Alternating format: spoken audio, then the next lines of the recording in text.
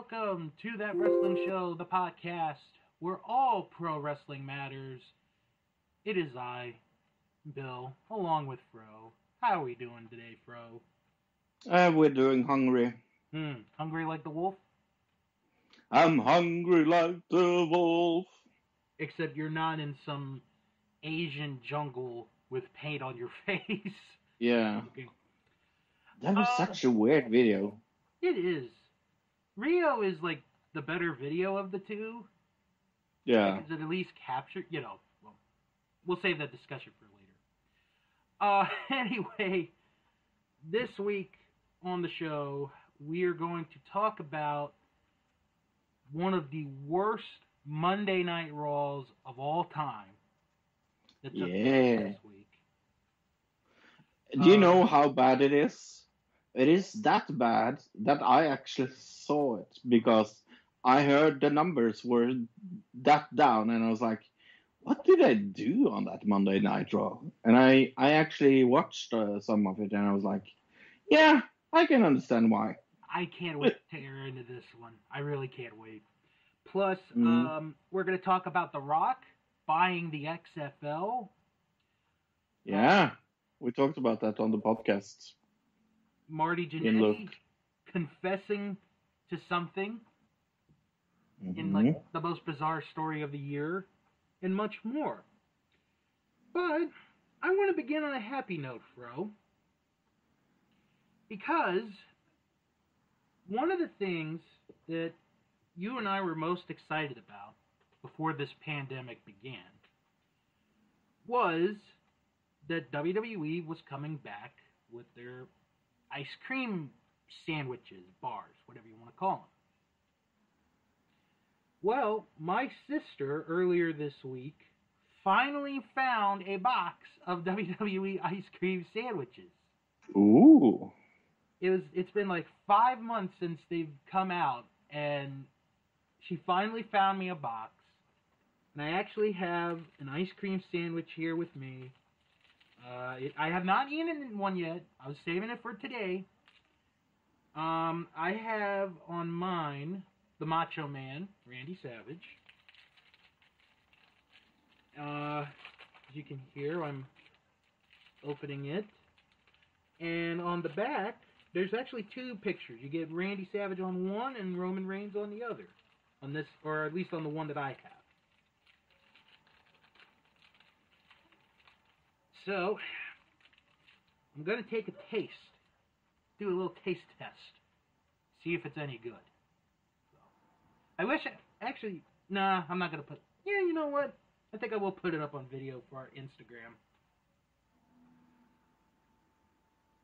Get that set up. Because, we have an Instagram account that we can do this with. So, okay, I'm going to put my, let's see, how can I position this? See, this is fun with audio, because you guys can't really see this, but, yeah, I'm going to put this up on our Instagram account, That Wrestling Show, which you guys should check out. Alright, I have here a WWE Ice Cream Sandwich, and I'm going to take a taste.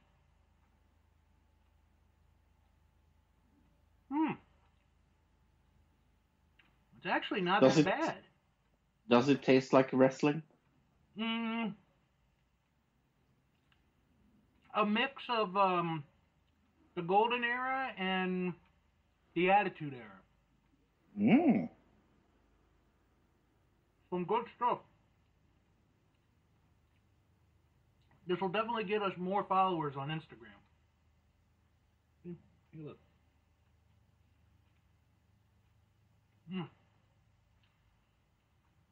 Actually, this is pretty damn good. I guess waiting for 5 months will do.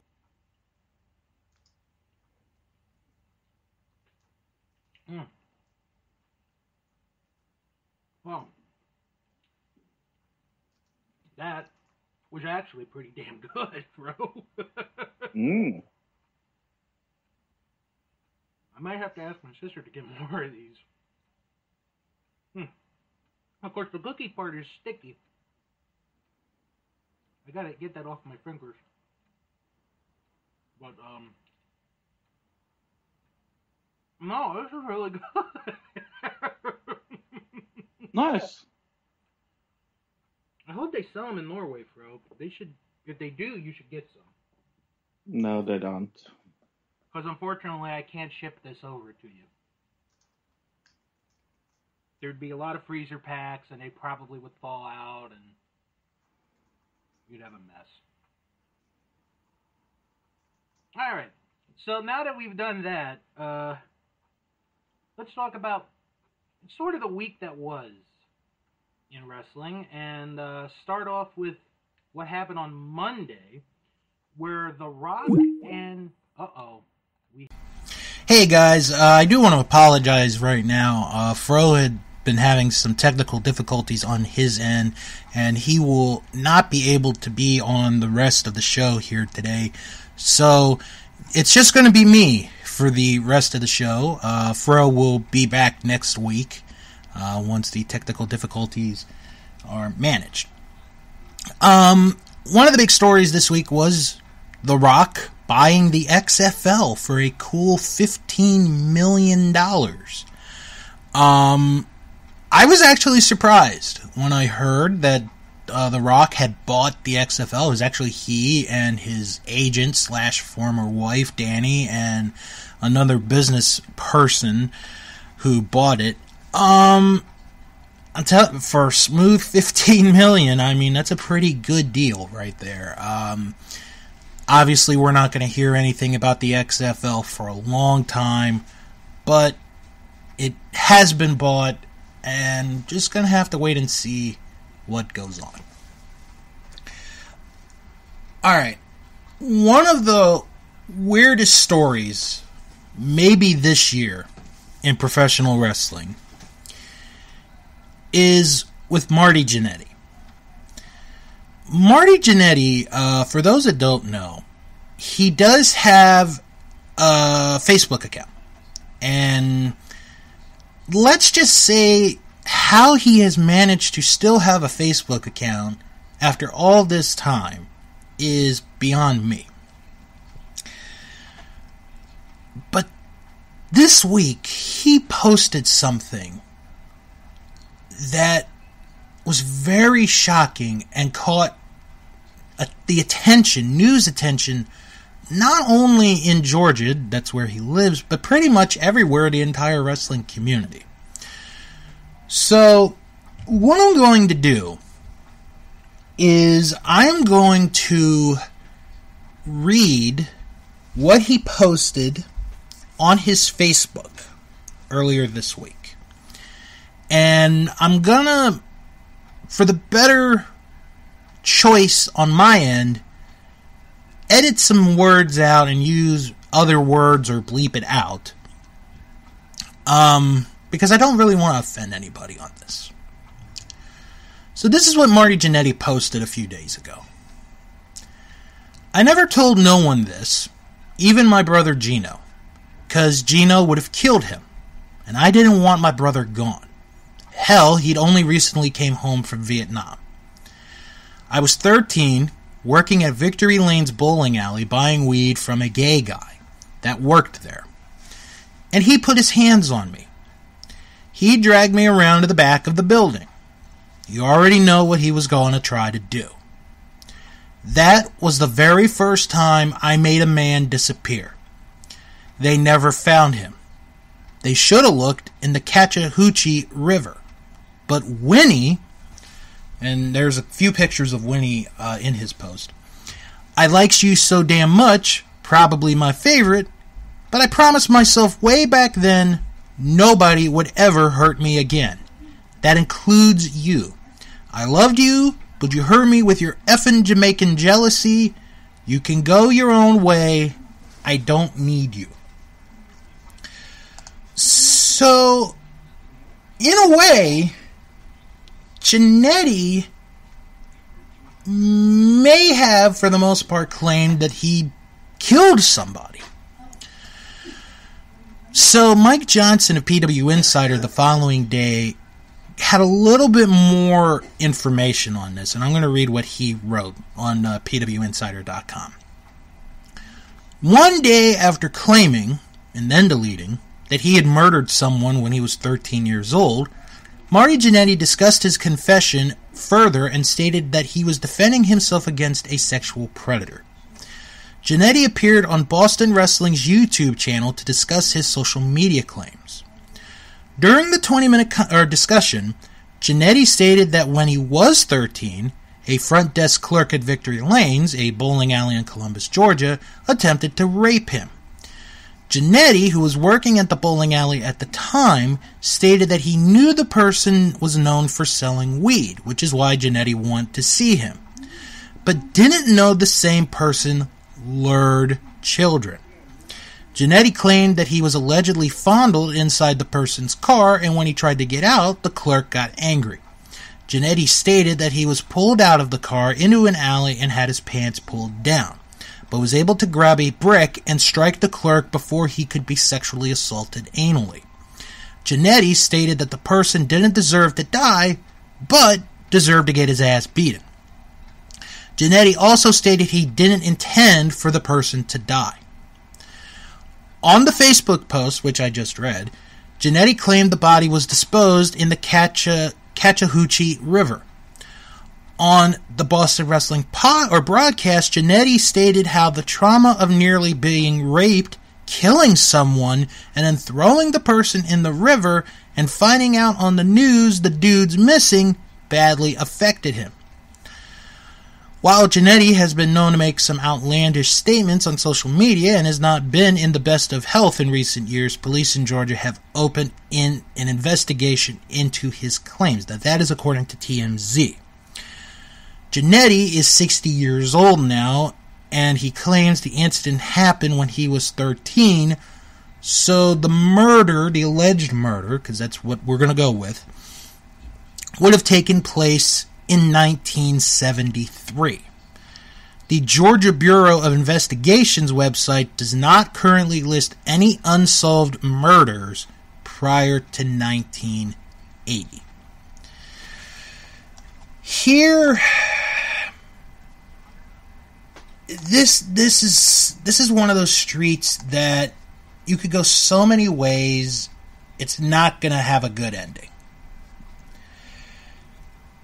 He, in a way, defended himself from this individual, but at the same time, to a degree, admitted that he killed a guy.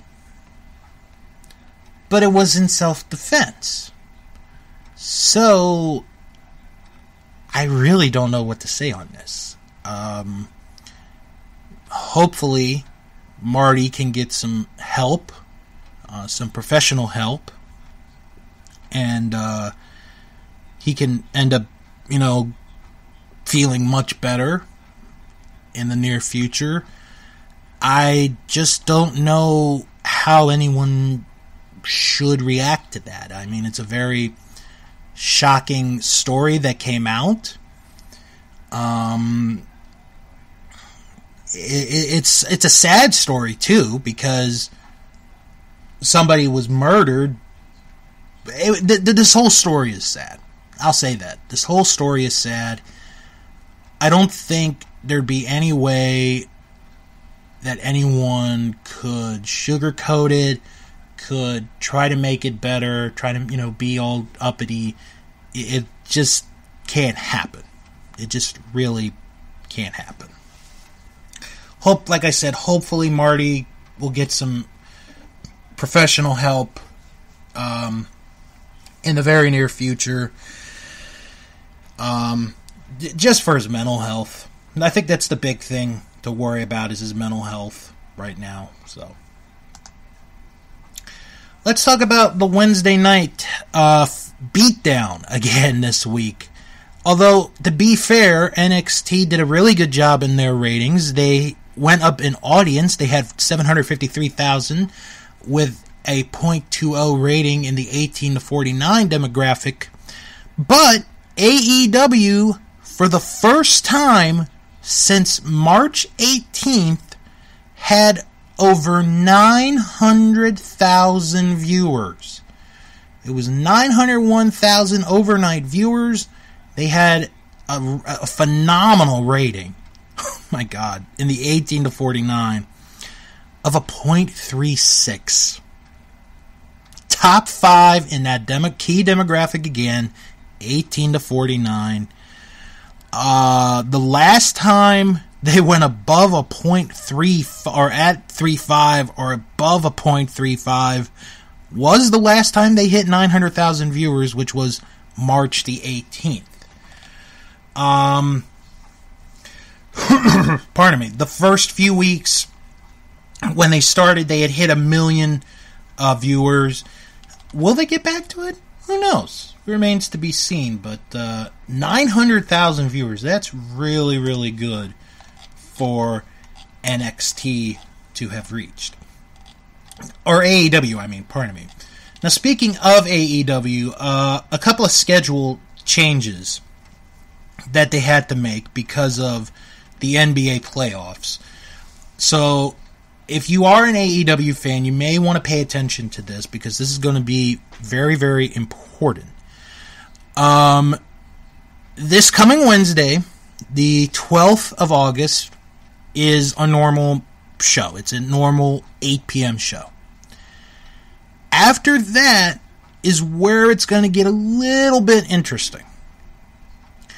The August 19th episode, which would have been after this coming Wednesday, is moved to August the 22nd, which is a Saturday night.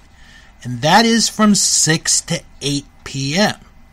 So it'll be the second hour of Dynamite that week will be running the same time that NXT TakeOver 30 is happening. So, for 1 week only, we are going to get the tradition or the old 6 o'clock Saturday night on a Turner channel, which is really cool.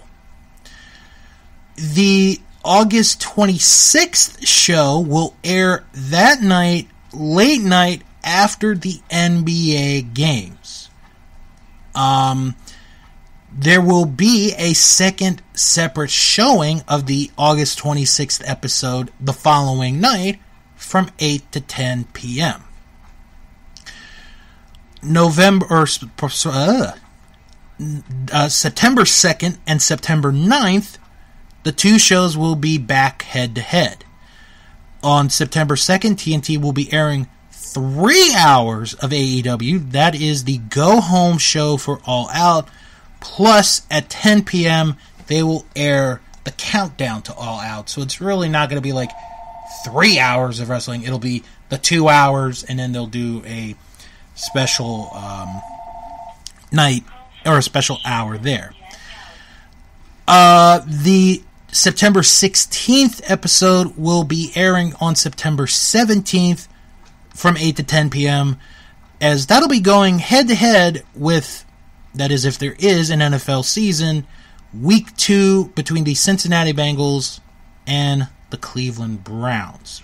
But other than that, the next few weeks of AEW Dynamite is going to be changed up a bit because of the NBA playoffs. So, and, to a degree, I think it was going to happen at some point. You couldn't just have this magical run forever. So,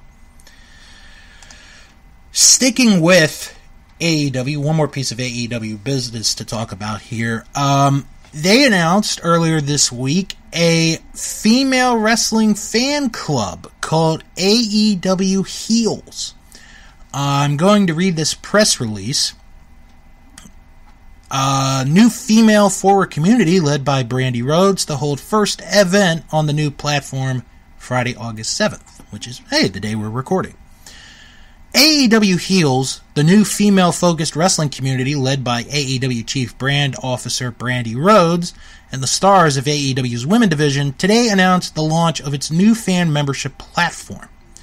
Powered by Wonderful Union's secure digital platform, female wrestling fans can seamlessly access AEW Heels' exclusive content and other special benefits, all in a safe environment for engaging in conversation and developing friendships worldwide.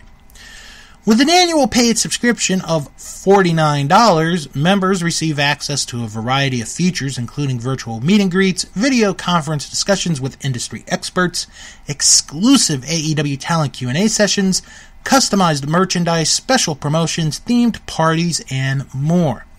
The secure space enables AEW Heels members to connect, learn, and thrive together through shared passions for women's wrestling. You can subscribe at alleliteheels.com. The first event is scheduled for Friday, August 7th, which is included in the annual subscription. The virtual event will be curated on the platform and feature a Q&A session with Aubrey Edwards, a social media strategizing discussion with Brandy, and a special session on respect and empowerment in the workplace with Keisha Ann Gray, partner at Proskauer. Brandy Rhodes said, quote, AEW Heels is a first-of-its-kind community designed to celebrate and inspire our female fans around the world. With our new platform, we look forward to the next step in connecting the AEW Heels community and making this the best time ever to be a female wrestling fan. Here's my thoughts on this. First off, I actually like that this is focused on female fans because I think, in a weird way, with today's pro wrestling landscape and pro wrestling fans in general, where 30 plus years ago, there were some that were closeted wrestling fans. I myself was one of them.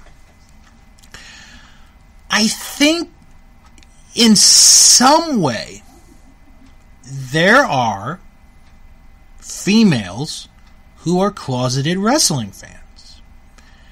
And I don't think if you are a woman that is a wrestling fan that you should feel bad about that. I don't think you should. I think you should embrace and just spread the word out. Hey, I'm a woman and I'm a wrestling fan. I think that's what, if you're questioning about, do I want to join this or not? I say, hell yeah, do it. We're in 2020, and we're in a day and age where a lot of things are being accepted. If you're a female and you're a wrestling fan, I think people are going to accept it. I know I accept it. I have a lot of female friends that are wrestling fans. And I think this is pretty cool, to be honest with you. So, if you join this club or not, it's okay. Just as long as you're having fun watching wrestling and being a fan. Now, the $49 payment, that's been a little bit of a topic here. And I'm actually going to defend the price on this. Because I've seen other clubs, other streaming services, that kind of stuff, that charge a whole lot more than this. $49 per year. You're basically paying for like 12 months, on average, $4 probably a month. Like $4 and some change. I don't see what the problem with the price is. I really don't. The only thing that I do see being a problem is, could people afford it, considering what we're all going through right now? There may be some people that can afford it, and there may be some that can't afford it. And money right now is tight at this point in time. That's totally understandable. So, I would think, if you're going to do it, go right ahead and do it. If you have the money, if you don't have the money, it's okay. You could join up at a later date. It's not like they're going to close, after like the first few days, be like, okay, we're not going to allow any new people to join. So, that's where I see it at. NXT had a very interesting ending this week with Adam Cole and Pat McAfee. I didn't want to talk about this story the last couple weeks because I think some of us were a little bit skeptical on if it was storyline or real life, and it ends up being that it's a storyline. For those that don't know, this began about 2 weeks ago on Pat McAfee's podcast. He had Adam Cole on, and McAfee made some comments about how he's short and how Undisputed Era, has helped him out. But basically, he's going after his height. Which makes Adam Cole very mad, pisses him off. So McAfee gets invited to be on NXT this past Wednesday, which he is there for. The only time you see him is the main event of the show, which is the tag team title match with Undisputed Era against Imperium. So McAfee is on commentary. I'm actually going back and forth between that main event and the main event of Dynamite. Towards the end of the tag title match is where the Adam Cole McAfee angle really comes into its own. They start yelling words at each other, and Imperium wins the match, keeps the belt. After the match, you have referees there. You even have Triple H and Shawn Michaels getting involved in trying to break this up. And McAfee calls Adam Cole an elf, which gets Cole mad. He tries to go over the table. He's held back. McAfee kicks him in the head like Randy Orton, and he leaves, and that's how NXT ends. Well, yesterday it was confirmed that at NXT TakeOver 30, Adam Page will go one-on-one with Pat McAfee. This is going to be a thing. This is going to be a thing. Obviously, McAfee is athletic. He was in the National Football League for many years. But this... Golly, I don't know how I don't know how I'd want to say this. Is it going to be something that you'd really want to watch? Or is it going to be something... I guess only because, for like the last 2+ years, Pat McAfee's been talking down on Adam Cole. So maybe it'll be worth a watch. Maybe it will. I'm not really sure. But I'll tell you what wasn't a good watch this week was Monday Night Raw. So I had to take a quick drink before talking about what I feel was one of the absolute worst Monday Night Raws of all time. Easily the worst Monday Night Raw of the year. And yet, it went a little bit up in the ratings. Not too much, but... Oh my god, this Raw. Before I really get into the bad things, there were 1 or 2 good things. Maybe 3 things about Raw. The first good thing about Raw this past Monday night was the Drew McIntyre Randy Orton segment. That was done fantastically. That was done very well, and I'm in a way ready for the main event of SummerSlam. I'm looking forward to Drew McIntyre and Randy Orton for the WWE title. In my mind, I know what the outcome is going to be. I'm not going to say it right now because we're going to do our prediction show in a couple of weeks. But I was hooked on this promo. And I think Drew hit it out at the ballpark. It was a home run. And it just came off very well. I enjoyed it. I thought that was actually the best part of Monday Night Raw, was that segment. I never thought, I'd be saying that about a Randy Orton segment, but he and Drew had a fantastic segment. So it's gonna be very interesting to see how everything shapes out in 2 weeks.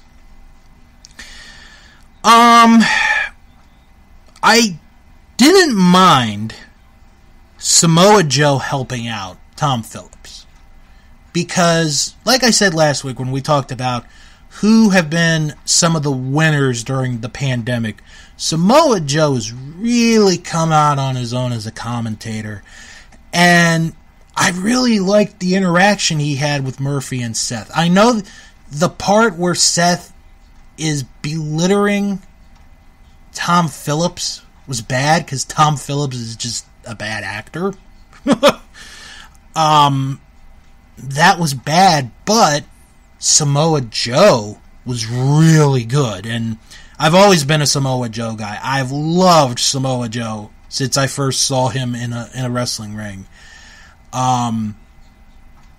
He was very good. I enjoyed that bit. Actually, let me go. I'll say this. From Samoa Joe up to Dominic attacking was actually good. Because Dominic could actually hit the 619, which I think is the most overdone move in wrestling. But I thought he did a really good job. I thought he, or at least with the 619. How he is in the ring, we're not really sure. We'll find out in a couple of weeks at SummerSlam. But I thought he did pretty good. I enjoyed that last little bit. The first half of that segment, that ending, wasn't that good. But the last little bit was actually not that bad. I'll say that. The part with Ruby Riott and Liv Morgan, and are they going to form Riot Squad again? That's interesting. That was an interesting bit. I could see maybe them coming back together. You definitely got a tease out of it. Let's see how it goes. And I didn't mind the action of the MVP Apollo Crews match. Albeit, half of that match was distracted because of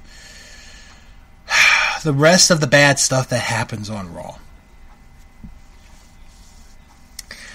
So at the beginning of the show, the lights are flickering. At the beginning of the show. And it keeps going on during the opening match. And then later in the night, microphones don't work. This Raw was such a cluster. It really was a cluster. And then during the day, we find out that Shane McMahon is coming back on Raw, and he's got something. I'll talk about that in a little bit.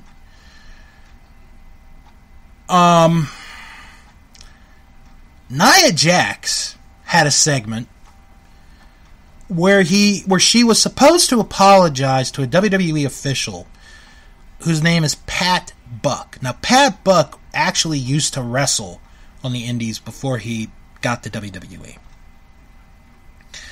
So, Nia Jax might have apologized, might not have.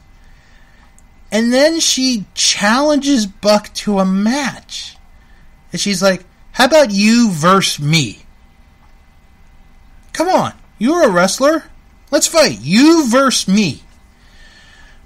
And Pat Buck is not going to do it, and she lays her hands on him, and he's like, you're indefinitely suspended without pay, and this gets Nia very mad, and I have no idea what happened, and she left, I guess, some tan mark on Pat's shirt at the end. But But it only gets worse.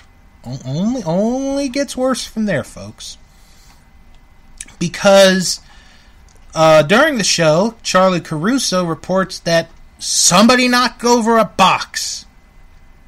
That's right. We have to report somebody knocked over boxes.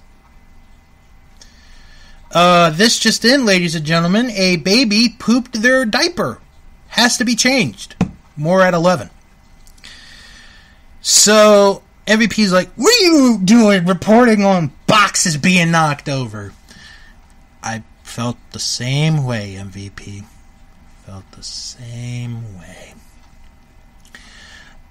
So then he finds out that Apollo Crews accepted his challenge for SummerSlam for the U.S. title. That's like a very small blimp on this episode of Raw. It's like... Actually, let me take it back. It's like a pimple on this episode of Raw. It's very small. It really didn't matter.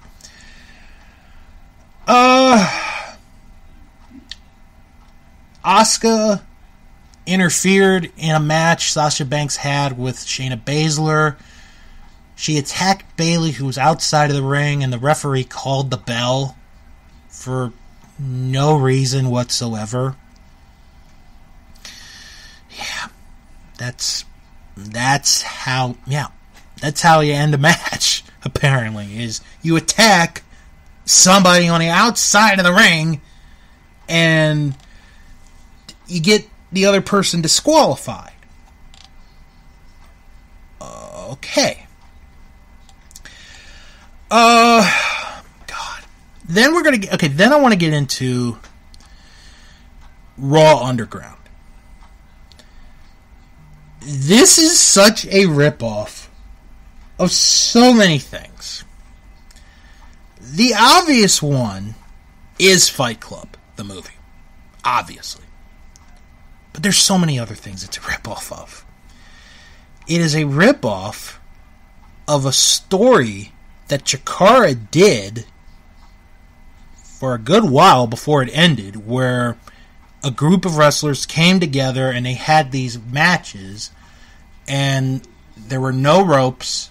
You just fought until somebody won.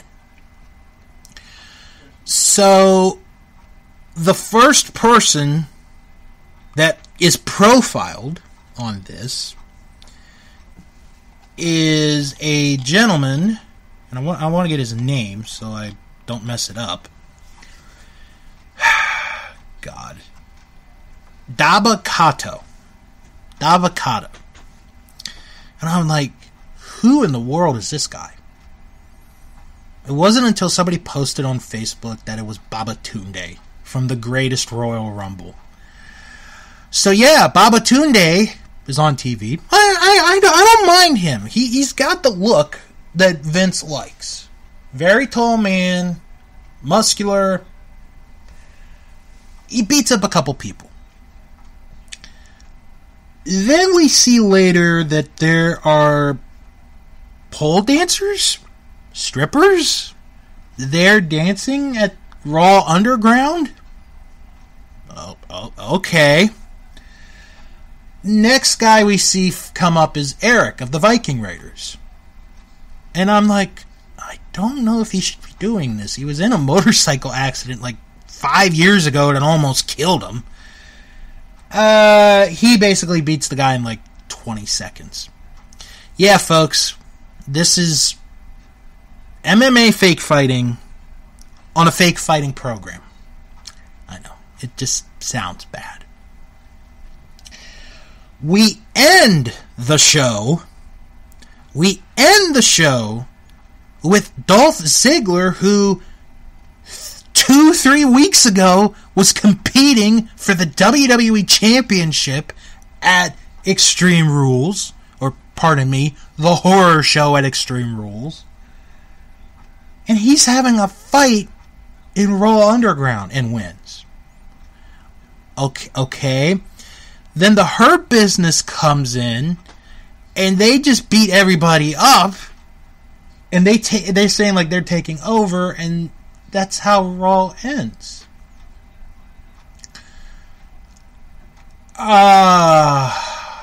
This is going to be an every week thing for a while, folks. I'll just say that. I even read... I read and heard something. I hope they don't do this. That they're going to do an underground championship. Please don't. The last title you brought in was the 24/7 title. And, you know, we love the title just because it's a little bit of comedy in there, but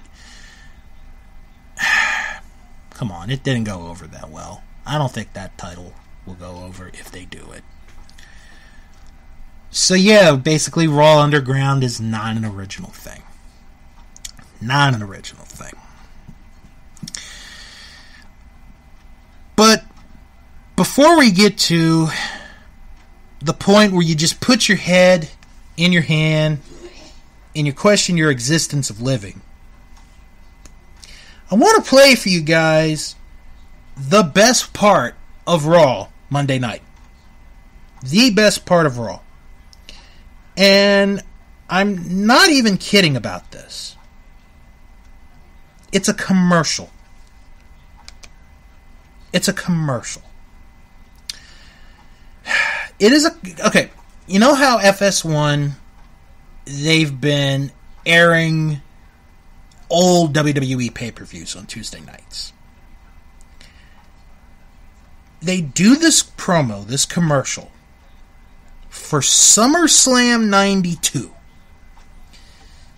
I have this on my phone. I'm going to put this near my speaker, my microphone. And I want you to hear my reaction to the commercial.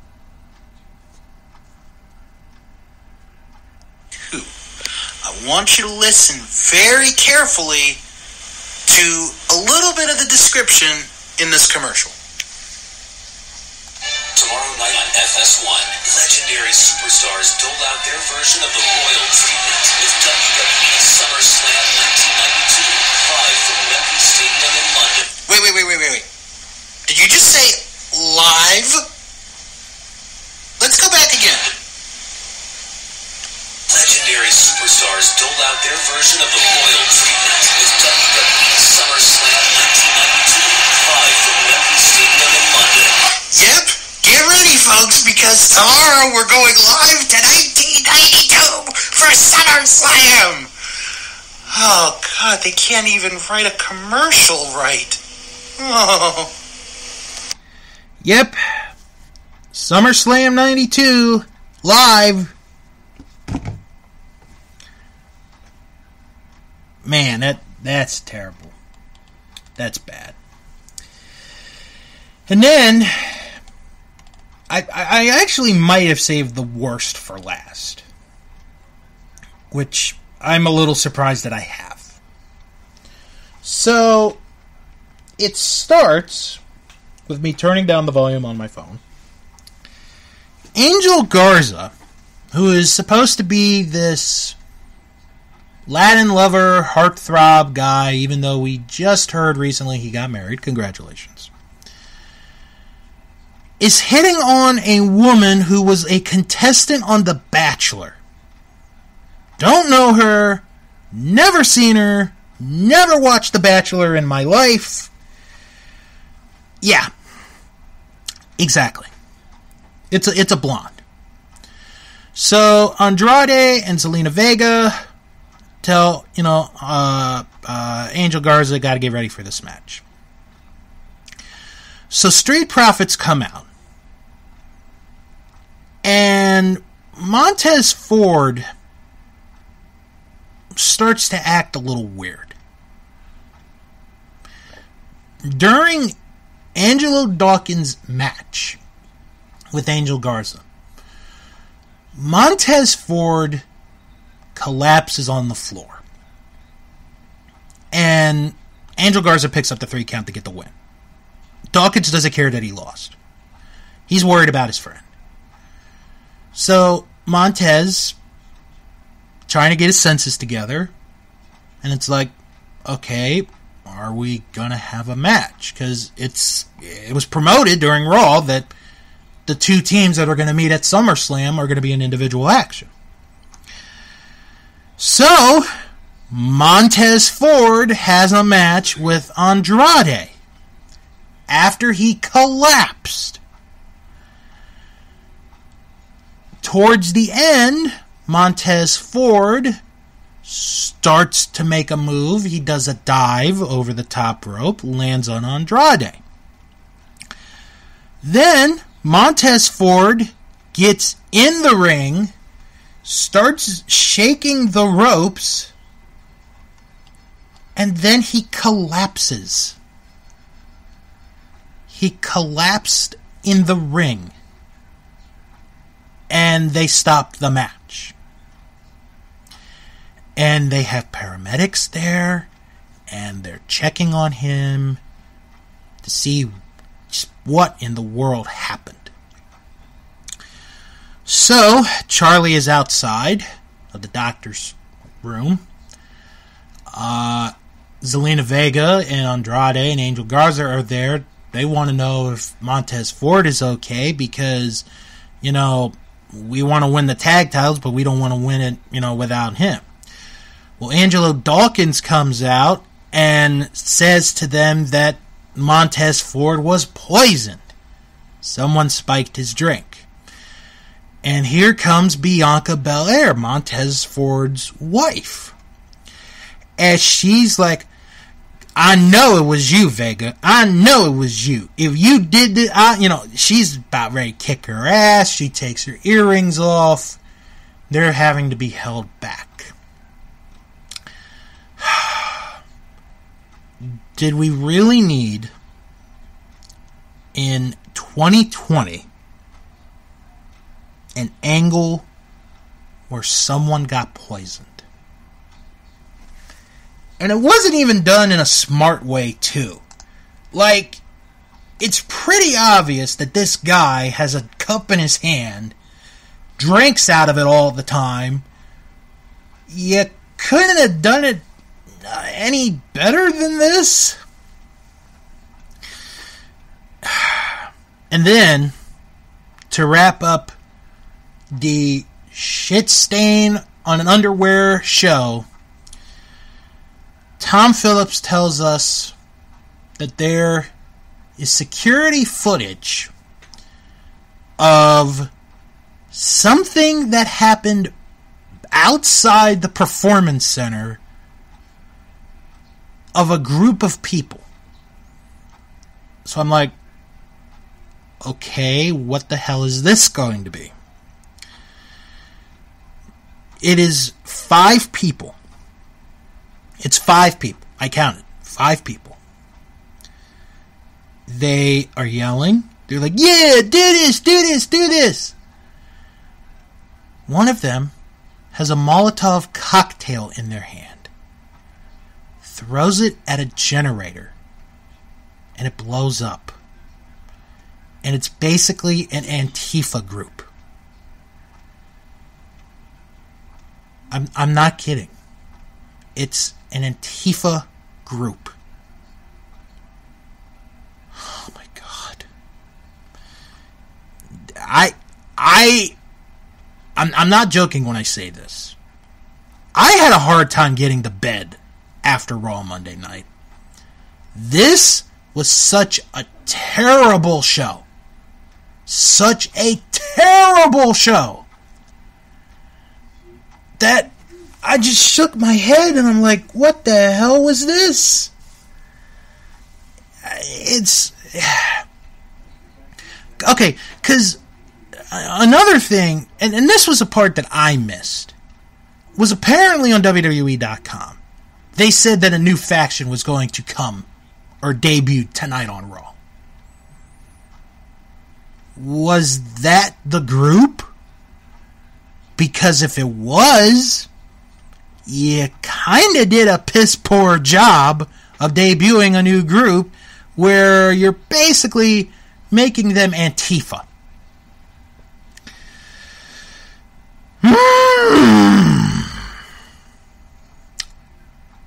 Worst Raw of the year. One of the worst Raws of all time. We're 2 weeks away from SummerSlam. And this is the best you can do.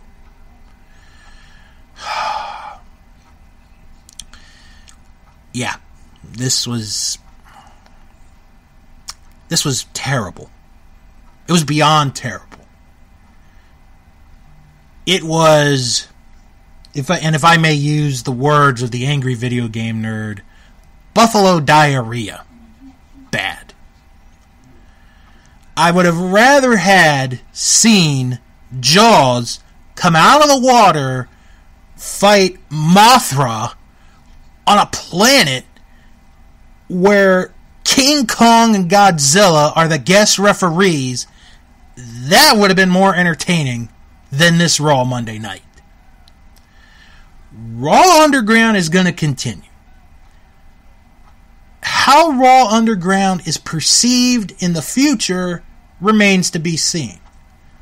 After 1 week, it's not the worst, but it's not good.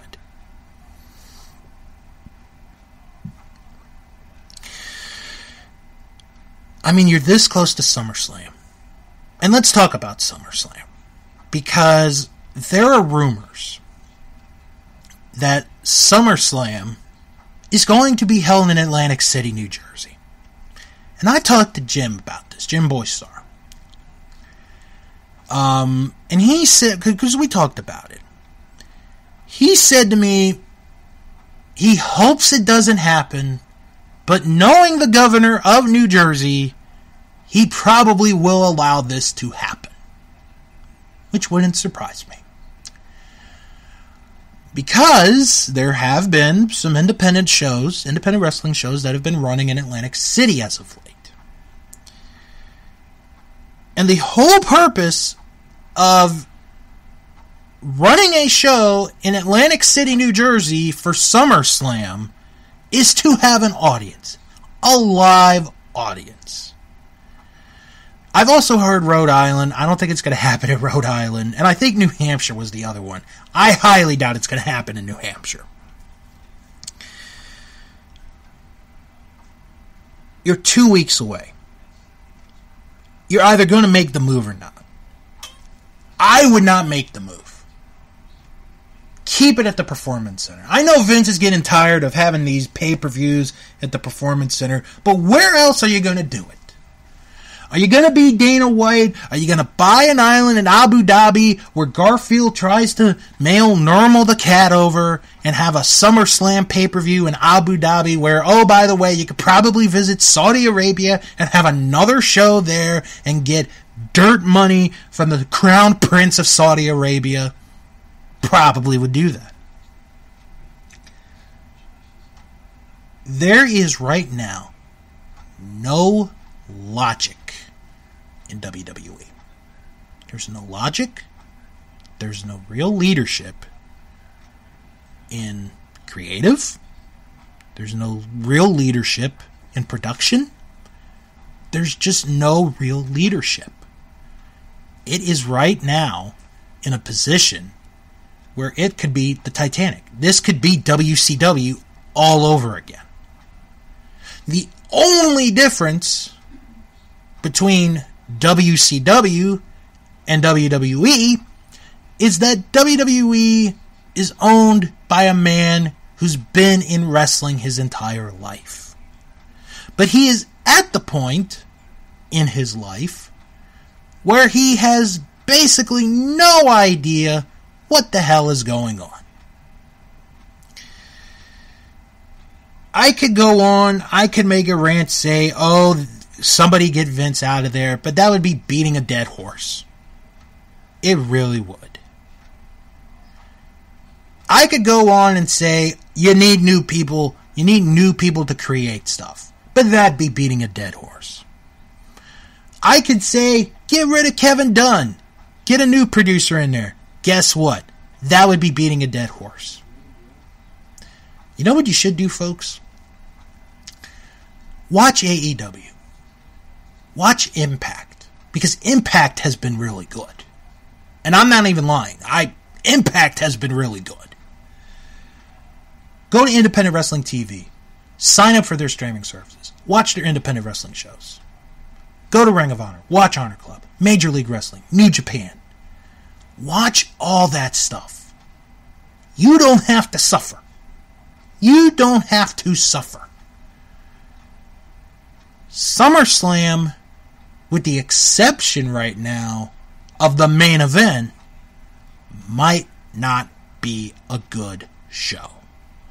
And let's add on to the fact, because I completely forgot to talk about this last week, that we're having another pay-per-view the week after SummerSlam. I'm not kidding. You heard that right. We are having a pay-per-view the week after SummerSlam with Payback. Now, this works once in a blue moon. The perfect example is the end of 1991. You have Survivor Series. You have Hogan and Undertaker for the title. Undertaker wins the title with help from Ric Flair. And they're like, Hogan's going to get his rematch against The Undertaker, and it's going to be this Tuesday in Texas. And we also find out on that show that Randy Savage is reinstated, and he's going to face Jake Roberts this Tuesday in Texas. Then you get to the show, and it's actually a good show. If you've never seen the show, I would recommend it. It's a good show. You get the rematch where Hogan wins the belt back, although Tunney, gets knocked down, and then like that weekend they announce the title's vacant, and they're going to decide it at the Royal Rumble, which ends up being the greatest Royal Rumble match of all time. What is the purpose of Payback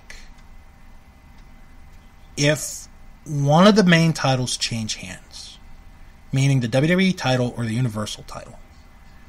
Have the rematch and then have as good of an ending as the match from this Tuesday in Texas to lead into the Royal Rumble.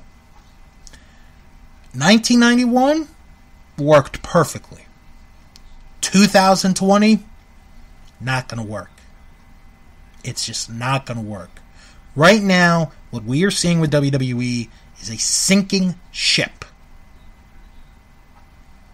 And we're in it for the long run. It's going to be like this for a while. And it's going to be like this until we get some young people taking this company over.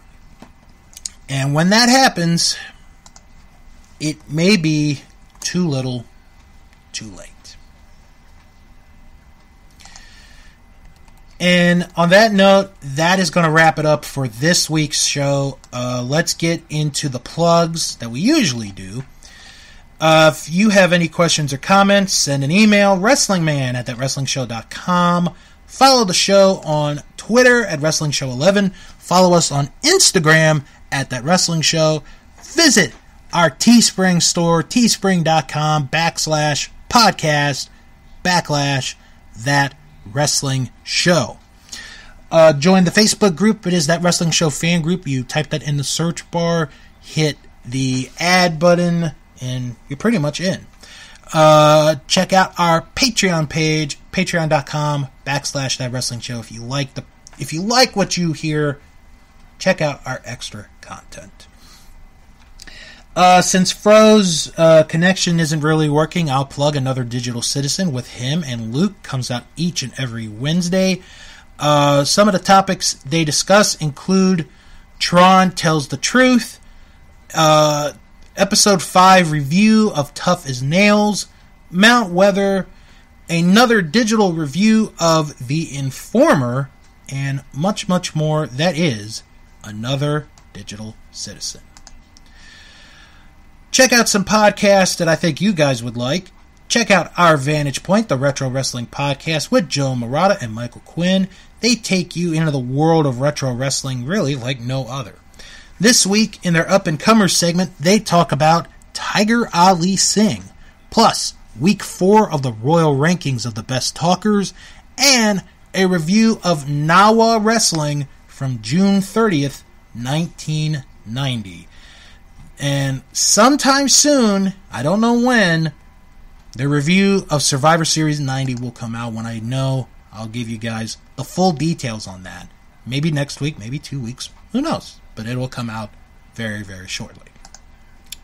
Now, if you like your podcasts hosted by one individual, just one, check out Greetings from Allentown with your host, PW Peter Winson. He watches one episode of wrestling each week in his own quirky kind of way. This week, he reviews an episode of Portland Wrestling, 2 episodes of Portland Wrestling, where Roddy Piper is the focus on this particular episode of Portland Wrestling and Greetings from Allentown. Also, check out Juice Pro Wrestling. This week, they sit down with Jeff Clayton from Anti-Scene, and they discuss his wrestling fandom, plus playing in Japan at a Mr. Pogo tribute event, his relationship with Mick Foley, and much, much more. That is Juice Pro Wrestling. Now, if you're looking for non-wrestling related podcasts, check out The Castle Vault. It is a chronological deep dive of Disney animated films powered by Disney+. 2 men watch each and every Disney animated movie in order that is currently on Disney+. This week, they discuss Mulan. No, not the upcoming live-action remake where you're going to have to pay $20 to rent the movie. I mean the animated 1998 movie, Mulan. That is going to be what they talk about this week on the Castle Vault. Also, this coming Sunday is a brand new episode of WW Free. Jim Boy Star hosts myself and Sarah as we watch NWO Sold Out 1997. That was quite a fun time, I can tell you that. Also, starting today, to catch you guys up, and I've gotten Jim's permission for this, you guys can listen on this feed and also the Eliminated Royal Rumble podcast feed to the previous 2 episodes of WW Free. I think you guys are going to really enjoy them. One of them includes Fro in it, so you might want to check that out. But a new WW Free coming up this weekend. Alright, next week, there is a show next week. I'm just not sure when it's going to be. I'll figure it out hopefully by the end of the weekend. If you don't hear anything on Twitter or our Facebook group, just think in your mind it's going to be a weekly Friday show. If not, I'll post something and tell you guys when the new episode is going to air. Thank you guys for tuning in.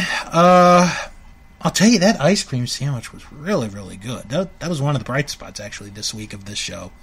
Thank you for tuning in, and thank you for listening to That Wrestling Show, the podcast where all pro wrestling matters. Have a wonderful weekend, and as always, God, that Raw was so bad. I mean, oh my God. Wrestle on.